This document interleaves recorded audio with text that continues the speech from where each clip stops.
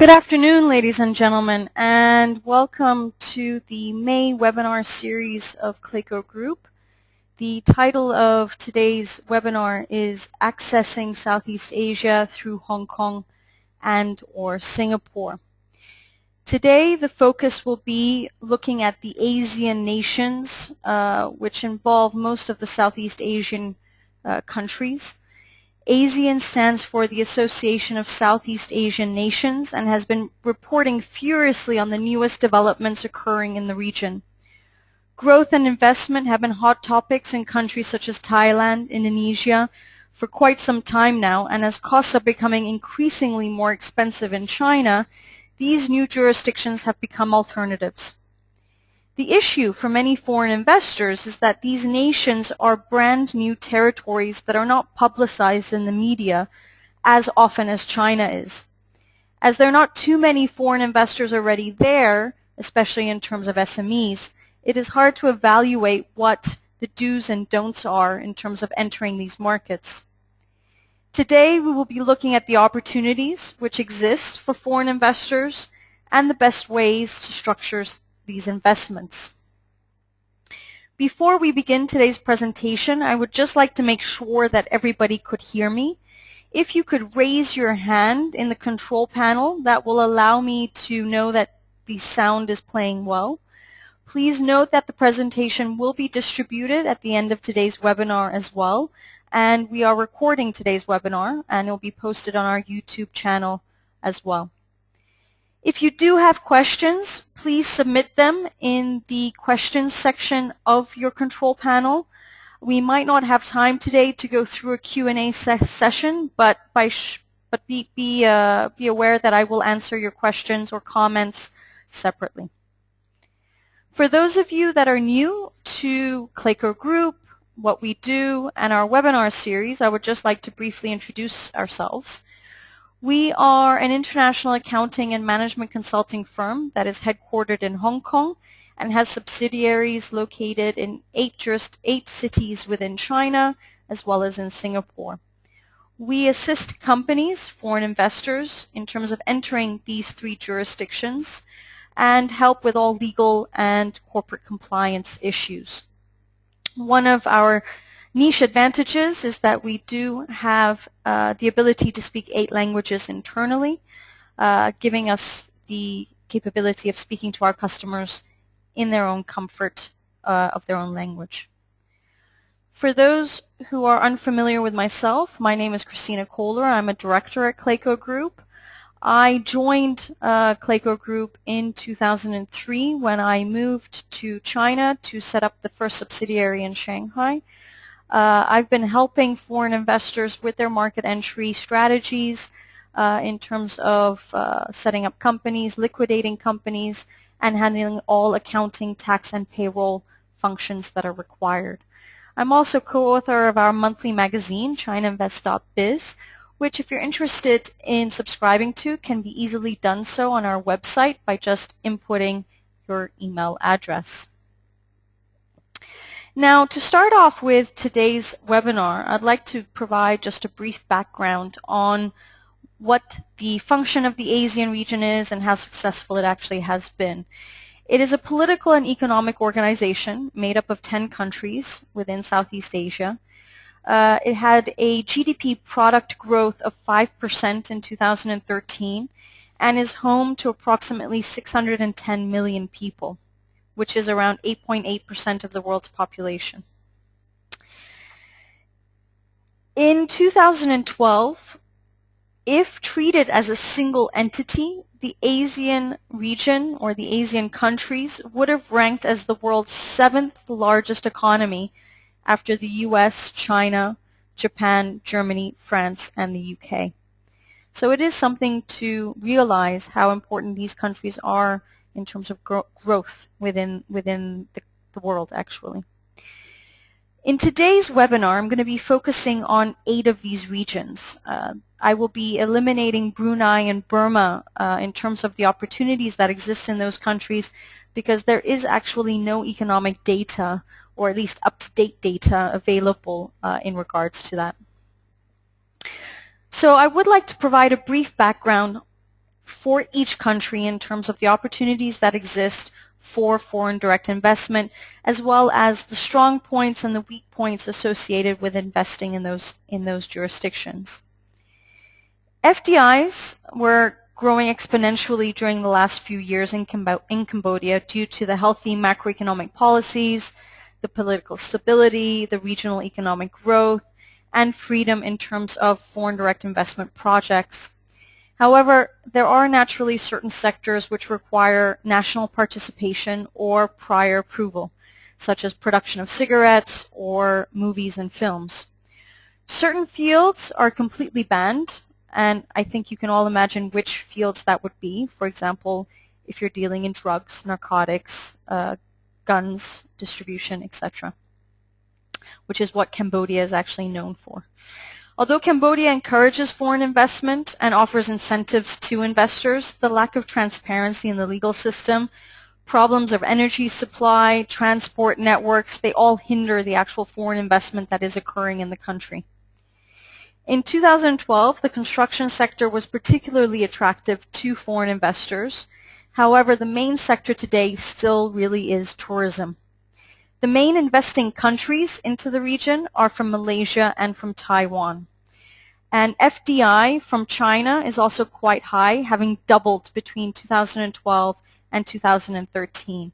Chinese companies, and again, let me clarify here, when I mention Chinese companies, these could be foreign invested companies in China or domestic companies in China, are mainly focusing on the textile industry and the service industry, as well as primary sectors such as mining and agriculture. When you're looking at Indonesia, again, we've listed here the foreign direct investment inflows by country as well as the sectors. What I'm trying to focus on with the topic today is whether you should utilize Singapore or Hong Kong when going into the Southeast Asian countries.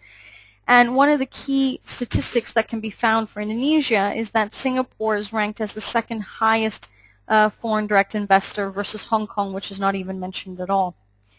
So Singapore is really the entity that is utilized to go into that region.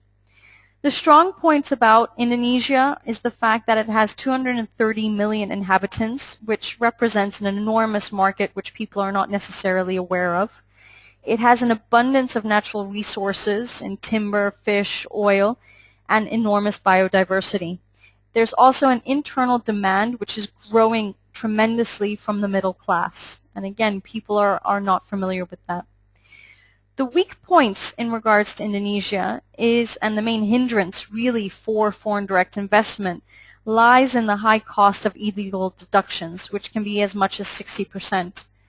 For the procedures of starting a company, the number of formalities that need to be carried out, time limits for starting up, registration rules, and the threshold of the initial capital, it really is a limiting factor when you're looking to enter that market. In addition to that, legal unpredictability is often denounced, and several levels of justice are said to be ineffective and corrupted. The tax and custom authorities are still viewed in many business circles as generally being corrupted and arbitrary as well, which again is a hindrance when you're looking to do foreign direct investment into those regions. There are government measures which are trying to promote foreign direct investment. There are incentive structures in terms of duty imports, the equipment of goods, etc. And again, there's not too much data available, there's a little bit of data available, is that foreign investments in Laos grew significantly thanks to a national policy of promoting FDI. The FDI flow was relatively spared from the global economic crisis since its main investors, which are mainly Thai companies, Chinese companies, and Vietnamese companies, these three countries or regions were actually only slightly affected by the crisis themselves. Most sectors are open to foreign investment. However, there are still some barriers, especially the length of time invested in the procedures to obtain the required authorizations. There's inequalities in terms of tax benefits, the high cost of some applied tariffs, and obviously the weakness in the infrastructure. So again, this is something that needs to be kept in mind when going into these countries. The main investing countries, as mentioned, are Thailand, China, Vietnam, but this is then followed by France in Europe, which places a lot of focus also on Laos. In Malaysia, there are, again, we've listed here the foreign direct investment inflows by countries as well as by industries. As you can see, Singapore is ranked as the second highest FDI versus Hong Kong being ranked fourth. The main strong points in terms of attracting FDI into Malaysia is its liberal and transparent investment policy, competitive costs and rates, the rationalization of public services, incentives, particularly with investment incentives, infrastructures. Malaysia is a fantastic location in Southeast Asia. It's very close to all the other countries, and it has significant resources as well as a growing spending power as well. Obviously, one of the weakest points that, again, many people aren't necessarily aware of is the red tape and shortage of qualified workers that exists. One of the key industries that is being pushed in Malaysia is high-tech products, high-tech operations. There are certain investment sectors that are being restricted, particularly in the automobile industry, as well as any industries which are labor-intensive. Foreign investors also have limited access to the financial services industry, professional services such as legal, accounting, architecture, etc. Again, I want to highlight here, Singapore is the main market, is the main country utilized to enter the Malaysian market. Philippines, again, Singapore is ranked as the fifth highest FDI versus Hong Kong, which is not ranked at all. The main strong points in regards to the Philippines is the fact that it has a skilled English-speaking workforce, large domestic market, favorable investment policies, but obviously the weak points is its political instability, its infrastructure, which is terrible, and a lack of transparency in terms of policies. In terms of Thailand, I found this to be quite interesting because I actually would have expected Singapore to have been ranked much higher. Hong Kong is ranked as the second highest FDI versus Singapore, which is ranked actually fifth. Thailand is being promoted quite often now in terms of investments into the country, and this is mainly because of its skilled workforce, its strategic location. It's really the entryway to Southeast Asia, the Upper Mekong Basin region as well. It has very good government policies in terms of promoting free trade. The weak points are naturally its infrastructure, which is basically a growing trend, as you can see, in all the countries in Southeast Asia. It has insufficient skilled laborers, particularly for more tertiary sector investments that need to be done. Vietnam is another country which has growing FDI investments. In 2013, FDI reached 8.2 billion US dollars in Vietnam. Traditionally, Vietnam was directed towards the light industry, but FDI is now rapidly growing in the heavy industry, real estate, and tourism has always been one of the main industries. One of the key things, again, about Vietnam, and I've been touring Vietnam in terms of its development zones, trade zones, etc., is that really the infrastructure is undeveloped.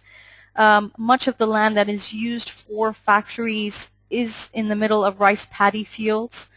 Another issue is the political instability and the corruption within many of the bureaus that are there. Now, the main topic of today's presentation is really looking at how to enter the Southeast Asian market, how to enter these ASEAN countries, and what considerations you really need to make in terms of these investments.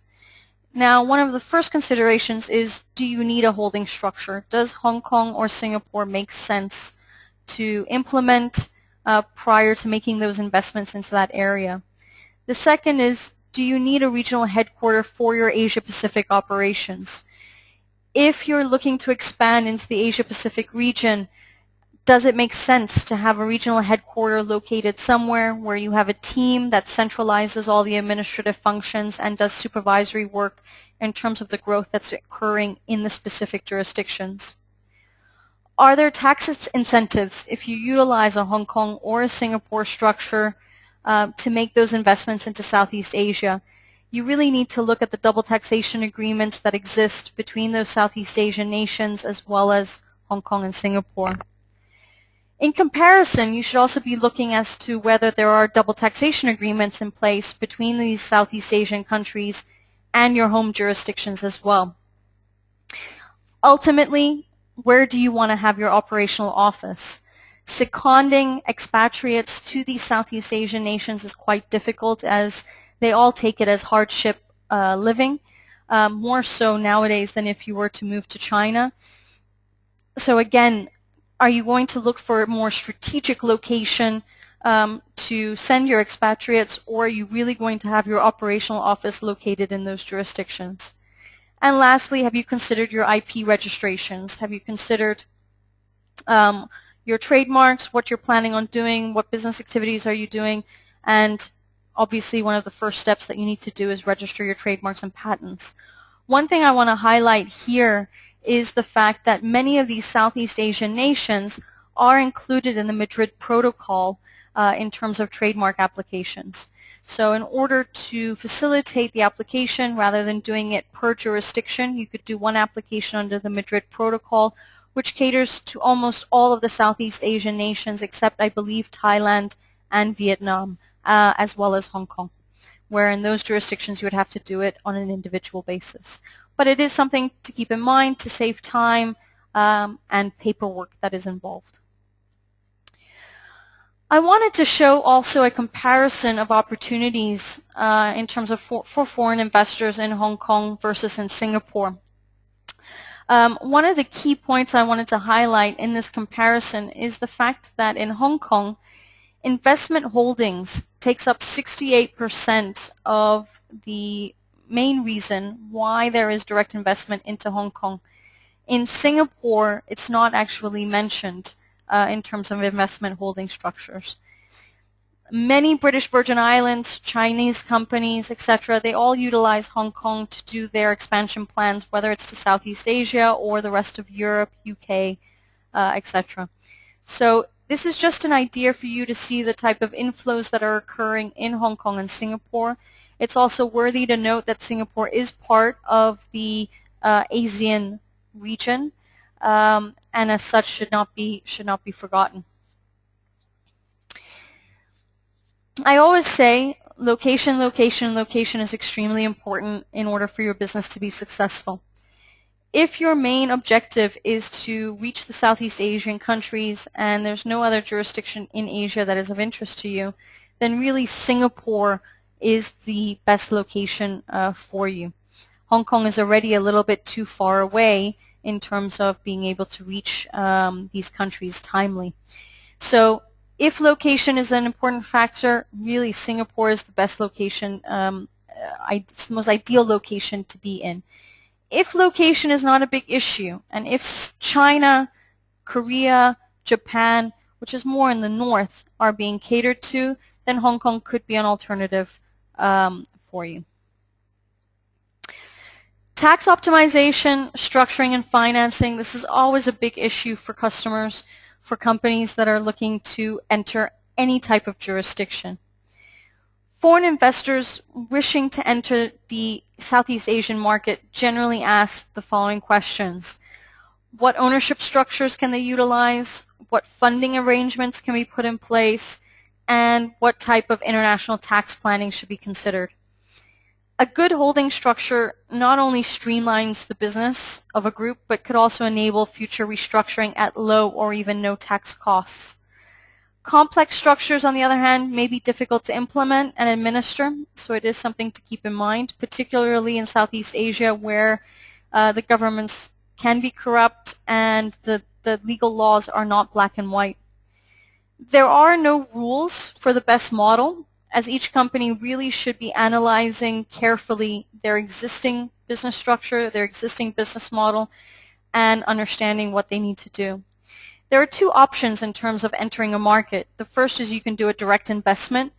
What this basically means is that if you're looking to enter the Vietnamese market, you may want to do a direct investment from your home jurisdiction, whether that's in Germany, the US, Australia, etc.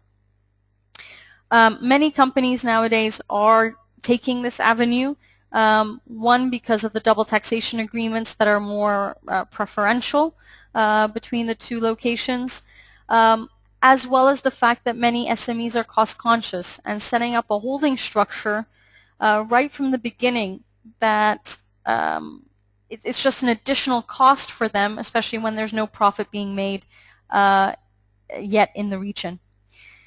The other option is obviously interposing a holding company, but there are many factors that need to be taken into consideration when you're doing this. Many jurisdictions, and China is a perfect example of this, and the same will be occurring in all of the Southeast Asian countries, is that tax officers are always looking at the commercial and economic substance associated with a holding company. Therefore, if you're going to utilize Singapore or Hong Kong, it's extremely advisable to make sure that these entities are operational in some shape or form, that there is economic substance, there is commercial substance, so that you can benefit from the double taxation agreements that exist. I just wanted to highlight here what trade and supply chain solutions are feasible for you when you are going into Southeast Asia, whether you're setting up a Hong Kong or whether you're setting up a Singapore structure. One of the key factors is obviously that in Hong Kong or Singapore there is minimal duty rates, so goods can be imported into those locations. For very limited product groups there is customs duty. The only disadvantage obviously in Hong Kong or Singapore are the rental costs for warehousing or even the outsourcing costs for warehousing. The key advantages of Hong Kong and Singapore is that it's extremely easy and quick to set up the structures. And obviously from these locations you can also open multiple currency accounts so that you can handle your business when you are selling into the Southeast Asian market. In reverse, if you're doing sourcing in Southeast Asia, again, you can have a Hong Kong or Singapore structure. Advantages, once again, is the fact that you can have multiple currency accounts, so you can pay your suppliers in their local currencies. And it gives you an understanding, it's an easy first entry step in terms of developing your business. But again, the key here really is, are you going to make this entity operational? Will you have people on the ground in Hong Kong or Singapore that will manage it? What are the benefits for you and your customers by actually establishing a Hong Kong or Singapore structure in terms of your market entry into the Southeast Asian region? Well, the first is proximity. You can't, and again that has to do with location, location, location. The advantage is obviously you're going to be much closer to your customers, much closer to your suppliers, particularly if you have people on the ground. You're going to have an Asian presence, which for many suppliers and customers is an important image factor. It shows your commitment to the market, and again, like I said, Hong Kong and Singapore are easy structures to set up. The practice of common law is straightforward, black and white, and it's a great first entry step for you. Prestige, obviously Hong Kong and Singapore have certain image levels compared to other Southeast Asian countries. In addition to that, again, it's a relation to your customers and suppliers by having that Asian presence. Bank credits, obviously the banks in Hong Kong and Singapore are much more mature in terms of trading functions than in the Southeast Asian regions. You can develop much better relationships and start off quite easily. One note I would like to mention here is that bank credits are not given automatically when you set up new structures. You need to take at least 2 to 3 years to develop certain relationships with the banks in order to get the credit lines. Obviously there are low taxes. Singapore has a profits tax rate of 17%. Hong Kong 16.5%. So of course this can be utilized as an advantage point when establishing there. Obviously in the other Southeast Asian countries the tax rates are fluctuating, but they are much higher than that. By having a Hong Kong or Singapore company, you can already market yourself internationally, not only in the Asia Pacific region, but also in Europe, Latin America, the US, etc. There is a certain degree of confidentiality that can be created when establishing these structures. Communication is much easier because you are in similar time zones, and generally you can also hire people locally that can speak the local languages of the jurisdictions you want to go into. If you are warehousing in Hong Kong or Singapore, then obviously delivery times are shortened tremendously, but again you have to look at the costs of the warehousing to balance that out. As I said, multi-currency accounts can be opened, so being able to pay in multi-currency to your suppliers or receiving multiple currency from your customers is a great advantage. And if ultimately your goal is to expand into the Asia Pacific region, then establishing regional headquarters in either of those locations is obviously a great advantage. Now I wanted to talk about something that isn't really spoken about, but have you ever thought of using your China company to access Southeast Asia? The reason why I mentioned this is because there is a China-ASEAN Free Trade Agreement, which not many people are actually aware of. On January 1st, 2010, this free trade agreement came into force, and part of the Chinese government's effort to promote the idea of trade liberalization as well as to facilitate the development of China's southwestern region. The FTA includes China as well as all of the 10 ASEAN countries that I mentioned previously. It covers a population of 1.9 billion people, and it involves around 4.5 trillion US dollars in terms of trade. Now the advantage of CAFTA is the fact that it allows 90% of all goods, that's around 7,000 product items, traded between China and the ASEAN countries to be zero tariff. And again, this is something that not everybody is aware of. Meanwhile, by 2015, duties on other highly sensitive commodities will be cut to no more than 50%. Now, obviously, this free trade agreement is something that you should consider, which is why I had also mentioned earlier that when you're looking to enter the Southeast Asian region, you may also, and you've all seen that China is one of the biggest investors into those countries. The main reason is not only domestic Chinese companies that are going there, but also foreign companies that have their subsidiaries in China that are utilizing the CAFTA agreement in order to gain access into those Southeast Asian countries. Now, obviously, China is facing certain challenges with this CAFTA agreement. The reason being is that it's obviously exporting many of its products to these Southeast Asian countries, which in turn is limiting production and manufacturing capabilities within Southeast Asia, meaning that because product is coming in, the local manufacturing of domestic companies in those regions is also being diminished. So there are pros and cons to this CAFTA agreement. But again, it's something to consider, definitely something to research to see whether it makes sense to utilize that agreement versus utilizing Hong Kong or Singapore. Now, what considerations do you need to make when going into your Southeast Asian jurisdictions? And these are very similar considerations that you have to make when you go into any type of jurisdiction. The first is really, who are you going to employ to manage your Asian business? Are you going to start off utilizing agents or distributors? Are you planning on seconding expatriates? If you are, what are the costs? How easily can they get visas? Are they willing to go there? What are the hardship allowances that need to be provided? Or are you planning to start off your business by hiring local employees? Would you be able to trust these local employees to develop your businesses, especially not having known them for a very long period of time? One of the trends that I've seen in China over the years, and it's taken a lot of time for this trend to develop, is the fact that there are mixed cultured philosophies that are occurring now, particularly with multinational companies and some of the bigger SME organizations, whereby they have dual general managers, one who's a foreigner and one who is a local, basically to foster both cultures and to have a type of equilibrium within the entity. That's probably a long-term plan.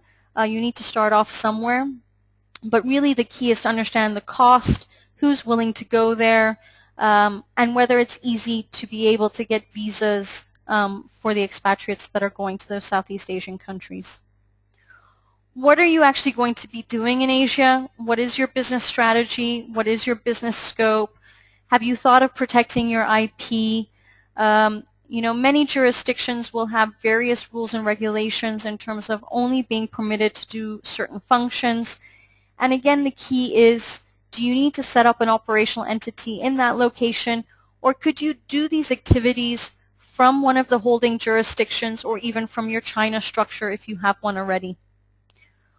What is or where is your business going to be in the short and the long term? And again, you have to look at the short-term focus, what jurisdictions are important to you. The Southeast Asian regions, it's a large territory, as I mentioned, 610 million people. It's 10 nations. There are obviously more nations that are not part of the ASEAN region, like Myanmar, for example, which is a growing country as well. You have to make sure that you have a short-term focus, really understand the jurisdictions you're going into within the 1 to 5 year time frame, but also think long-term. What is your expansion strategy? And in worst case scenario, if the business is not successful, how can you retreat from the establishments that you've actually created? And again, does it make sense to have a holding structure where for the startup phase, you test these markets individually? Why are you going to Asia? Again, have you done your benchmarking? Have you done your market research? Have you written down in black and white what your goals and strategies are for the market penetration? This is extremely key, not only because in many of these Southeast Asian countries you do need to provide a business plan and feasibility study for the applications of your entities, but it's also a guideline for you to understand and to know what your plan is in the short and in the long term. And lastly, when are you planning to do your entry? Very similar to China, in many of these Southeast Asian countries, it's still developing markets. As you've seen, there's a common thread throughout where the government is still corrupt. There's a lot of red tape that needs to be broken through, and the laws and regulations are changing daily. When these governments are trying to promote foreign direct investment, they might give special preferential policies, which might not be there forever. So it's very important to update yourself on a daily basis in order to know what you can and what you cannot do. A checklist for your Asian operations. Do your market research, do your business plan, make sure you know why you're going into those jurisdictions, and understand whether it really makes sense to have an operational structure there or not. Develop the right culture from day one. Be aware of the cultural differences.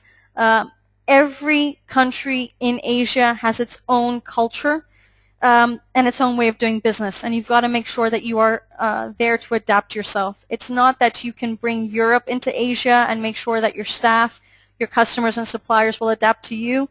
You really have to adapt to them in order to be successful. Avoid a lack of attention and communication with your partners and with your team. Make sure you're constantly up to date. Make sure you have people on the ground in your home jurisdiction that are constantly aware of what's going on. A lot of ethical situations arise, a lot of fraud situations arise, so it's important to make sure you really know what's going on a day-to-day basis. It's also important to know that your staff are coming to the office on time and are doing the work that needs to get done. The ethical situations is always a big issue in Asia. In China, there's a common phrase, well, that's China. Ethical situations, for me, always relate to utilizing common sense. If there is something that you don't feel comfortable doing, or you know that it's not quite correct, then don't do it. It's costing you a lot more to fix things later on than to make sure you know how the structure works from day one. And again, this relates to then obtaining advice. Ask before you step into a certain project. Dealing with inexperienced foreign and local staff is a big issue, and again, this really I've seen as a trend since the financial crisis, particularly in China, and I can foresee this happening when companies are developing their structures in Southeast Asia. It's obviously very expensive to send out experienced expatriates to a certain location, especially when you're bringing their families, you have to pay for schools, rent, etc. But if you do hire inexperienced foreign graduates, or you do hire local staff that don't really understand your Western philosophy, your Western way of doing business, or even really understand the high technology that's behind a product, your business isn't going to be successful either. You may be saving costs on one level, but the growth of your business will be much, much slower in the return. So you have to make sure that there's a balance in terms of sending experienced staff, making sure you give them the right training to be able to develop your business. I've said it twice already. I'm going to mention it again. Registering your intellectual property is of high importance. Make sure your trademarks and patents are done. This is usually always at the bottom of people's lists, but quite honestly, it should be on everyone's top priority, and it's something that can be done very easily, very quickly, and once it's done, you have it. Be aware of license regulations. Be aware of customs regulations. Be aware of tariff rates. This is something that every jurisdiction will have its own policies on, especially for import as well as export. So be aware of what you need in terms of licenses, be aware of tariff rates, and understand the trade flow. Be aware of government interaction, and I say this mainly again because as you've seen, the common thread throughout in the Southeast Asian jurisdictions is really that the government can be corrupt, where the laws and regulations are not black and white, where there's a lot of preferential policies being provided, but many times it's being provided verbally and not actually in writing. If you are basing your market entry on certain preferential policies, the key advice would be make sure you have them in writing, make sure that the government officials are signing off on them, there are company chops that are pasted on them, so that you can come back and retaliate should they then change their minds about the preferential policies that they're giving you. This is also a key factor because many companies create their long-term budget structures based on these preferential policies, and if this is then all of a sudden eliminated, it does cause problems with your business.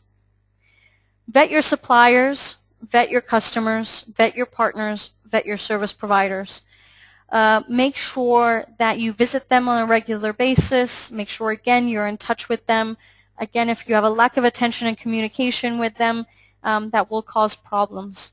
So make sure you do your background checks and understand who you're actually working with. If you do eventually set up your subsidiary locally, then consider doing health checks and internal audits on a regular basis. This is just something for the managing directors and any type of senior personnel that are appointed in that entity to be able to sleep at night and know that everything is in compliance. It doesn't have to happen on a monthly basis, but if you do it at least once to twice a year, especially during the startup phase, then you know that your business is running smoothly. Appointment of directors and senior management personnel is always something that's extremely important, whether these should be foreigners that are based in the home jurisdiction, foreigners that are based locally, or even local staff. Make sure you're appointing the right people, that the responsibilities of these people is really for this operation locally. Assess and actively monitor internal control systems like you would have in your own entity in your own home jurisdiction. I'm sure all of you have internal control systems in place that flow between departments, internal mechanisms, etc.